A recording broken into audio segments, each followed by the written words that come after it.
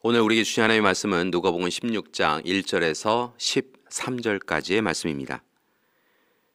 또한 제자들에게 이르시되 어떤 부자에게 청지기가 있는데 그가 주인의 소유를 낭비한다는 말이 그 주인에게 들린지라.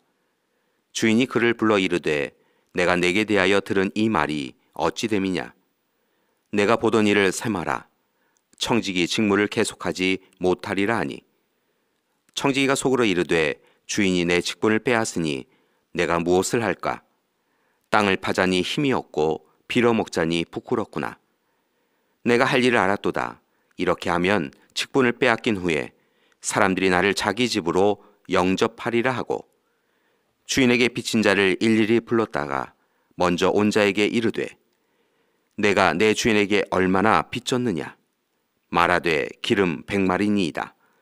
이르되 여기 내 증서를 가지고 빨리 앉아 50이라 쓰라 하고, 또 다른 이에게 이르되 너는 얼마나 빚졌느냐. 이르되 밀 100석이니이다. 이르되 여기 내 증서를 가지고 80이라 쓰라 하였는지라. 주인이 이 옳지 않은 청지기가 이를 지혜 있게 하였으므로 칭찬하였으니 이 세대의 아들들이 자기 시대에 있어서는 빛의 아들들보다 더 지혜로움이니라. 내가 너희에게 말하노니 불의의 재물로 친구를 사귀라. 그리하면 그 재물이 없어질 때 그들이 너희를 영주할 처소로 영접하리라. 지극히 작은 것에 충성된 자는 큰 것에도 충성되고 지극히 작은 것에 불의한 자는 큰 것에도 불의하니라. 너희가 만일 불의한 재물에도 충성하지 아니하면 누가 참된 것으로 너희에게 맡기겠느냐. 너희가 만일 남의 것에 충성하지 아니하면 누가 너희의 것을 너희에게 주겠느냐. 집 하인이 두 주인을 섬길 수 없나니 혹 이를 미워하고 저를 사랑하거나 혹 이를 중히 여기고 저를 경히 여길 것임이니라. 너희는 하나님과 재물을 겸하여 섬길 수 없느니라. 아멘. 오늘 우리가 함께 읽은 누가복음의 이른바 옳지 않은 청지기 비유는 성서 본문 가운데서도 참으로 해석하기 어려운 말씀 중에 한 부분입니다. 실은 읽으면 읽을수록 도무지 이해하기가 어렵고 그런 만큼 수없이 많은 해석이 존재하는 말씀입니다. 자, 그렇다고 한다면 어떤 내용인지 다시 한번 살펴보겠습니다. 오늘 본문은 옳지 않은 청지기가 주인에게 칭찬받았음을 기록하고 있습니다. 옳지 않은 사람, 불의한 사람이 칭찬을 받으려면 일반적으로는 자신의 잘못을 회개하고 지금까지와는 전혀 다른 모습을 보였을 때 칭찬을 받습니다. 그런데 오늘의 주인공, 불의한 청지기는 왜 칭찬을 받았는지 알 수 없습니다. 그는 불의한 행위를 계속하여서 행하고 있기 때문에 그렇습니다. 오히려 소위 문서를 위조해서 주인 몰래 채무자의 빚을 줄여주었습니다. 이것은 주인 입장에서는 있을 수 없는 일이고 분노할 일이었습니다. 그런데 성경 말씀을 보니까요, 이 불의한 청지기가 행한 그 일을 들은 주인이 그를 옥에 가둔 것이 아니라 오히려 지금까지 그가 한 일 중에서 제일 잘한 일이라고 하며 칭찬하였다는 것입니다. 도대체 그는 왜 칭찬을 받았을까요? 우리가 주목할 것은 이 청지기가 불의한 종, 옳지 않은 종으로 꾸중을 들은 것은 주인과의 관계에서라는 것입니다. 그는 주인의 소유, 재산을 낭비하는 사람이었습니다. 게다가 4절 말씀을 보면 그는 자신이 직분을 빼앗긴 후에 사람들이 자신을 대접하도록 주인의 것을 가지고 생색을 내는 사람이었습니다. 그러니까 그는 계속하여서 주인에게는 나쁜 사람입니다. 주인이 관용을 베풀어 주었다고 다른 사람들에게 이야기하는 것도 아니고, 실은 이것은 자신의 자리를 빼앗겼다고 주인에게 행패를 부리는 것이지요. 주인에게 손해를 끼치는 일이었습니다.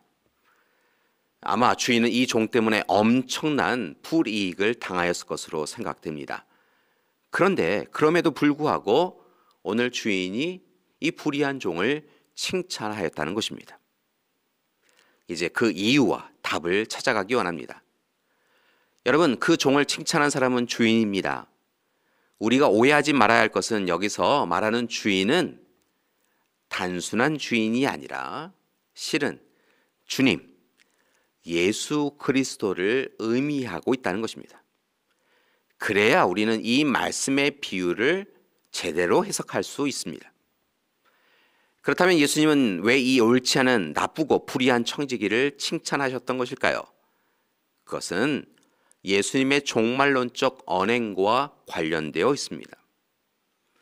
예수님은 늘 제자와 백성들에게 지금은 너희가 이렇게 살고 있지만 이제 올 하나님 나라에서는 다르게 살아야 한다라고 말씀하시곤 하였습니다. 오늘 본문이 있는 16장의 앞부분인 15장의 말씀을 보면 계속하여서 재물과 소유에 대한 이야기가 나오는데요. 즉 물질이 중심이 된 세상의 관점과 시각, 만몬이 이끌어가는 세상의 법칙에 대하여 예수님은 이야기하십니다.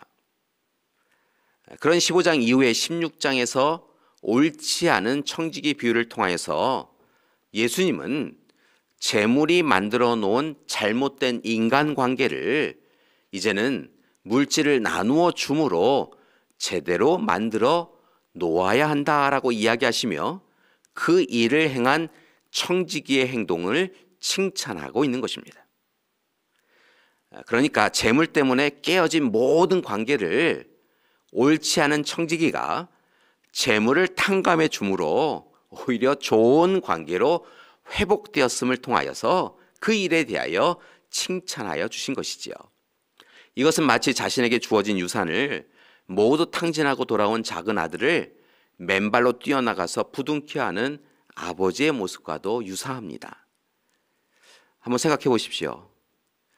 아버지의 입장에서 생각해 본다고 한다면 재산을 받아서 그것을 가지고 나아가서 그냥 잘 살고 있어서 자신에게 돌아오지 않는 그 탕자를 생각하는 것보다는 오히려 재산을 다 잃어버리고 아들이 돌아왔다고 한다면 그 물질은 조금 더 중요한 문제가 아니었다는 것이지요. 아버지는 그렇게 탕자인 작은 아들과 재물 잃어버림을 통하여서 온전한 관계를 회복할 수 있었던 것입니다. 그런데 안타깝게도 반대로 큰아들은 재물이 아버지와 동생과의 관계보다 중요한 것이었기에 오히려 정말 중요한 것을 잃어버린 아들이 되었던 것입니다. 여러분, 청지기가 칭찬받은 까닭이 그 자리에 바리새인들이 있었다라고 하는 것을 생각해 보면 분명해집니다. 청지기는 불의한 재물 때문에 뒤틀린 인간관계를 불의한 재물을 처분함으로써 바로 잡았기에 칭찬을 받았다는 것이지요.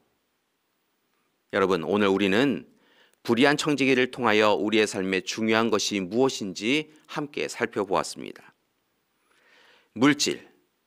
물질보다 중요한 것은 예수 그리스도를 통한 사랑의 관계라는 것입니다. 바라고 나기는 삶의 한가운데에서 작은 물질 때문에 더욱 소중한 인간관계를 잃지 않기 원합니다. 특별히 하나님이 만들어주신 관계들을 잃지 않기 원합니다. 물론 물질이 중요하지 않다라고 하는 것은 결코 아닙니다. 하나님은 축복의 선물로 물질을 주셨습니다. 다만 분명한 것은 세상 모든 것보다 한 생명이 더욱 소중합니다. 예수 그리스도께서 여러분을 그렇게 바라보고 계십니다. 따라서 세상 모든 것보다 소중한 여러분이심을 깨달으시고 물질에 사로잡혀 살아가지 마시고 오히려 하나님과의 관계, 이웃과의 관계를 더욱 아름답게 이루어 가시는 여러분이 되시길 기도합니다. 그곳에 하나님이 주시는 희망이 있습니다. 교회 여러분, 우리가 함께 읽은 마지막 구절을 기억하셔야 되는데요. 두 주인을 섬길 수 없습니다. 하나님을 섬기고 재물을 섬기지 않기 원합니다. 그리고 무엇보다 물질을 내려놓음으로 하나님의 크신 사랑을 누리시기 바랍니다. 오늘 하루 옳지 않은 청지기, 그러나 주님으로부터 칭찬받은 청지기의 비유를 생각하며 하나님이 원하시는 삶을 고민하시고 실천하시는 시간이 되시기를 간절히 기도드립니다. 함께 기도하시겠습니다. 사랑의 하나님, 오늘 귀한 말씀, 옳지 않은 청지기의 말씀을 통하여 우리의 삶을 뒤돌아보고 깨닫게 해주시니 감사드립니다. 바라고 나오기는 오늘 이 시간 물질에 사로잡힌 삶이 아니라 하나님의 뜻에 사로잡힌 삶을 살아가는 우리 될 수 있도록 인도하여 주시옵소서. 하나님, 하나님과의 관계가 우리에게 제일 우선되어야 됨을 날마다 잊지 않고 살아갈 수 있도록 도와주시옵소서. 이제는 우리 주 예수 그리스도의 은혜와 하나님의 사랑하심과 성령님의 돌보시고 함께 하시는 귀한 역사가 오늘 이 시간 하나님의 사람으로 하나님의 자녀로 무엇보다 하나님과의 관계를 온전히 회복하여 살아가기로 작정하는 우리 믿음의 가족들 위해 지금부터 영원토록 함께 하시기를 간절히 축원하옵나이다. 아멘.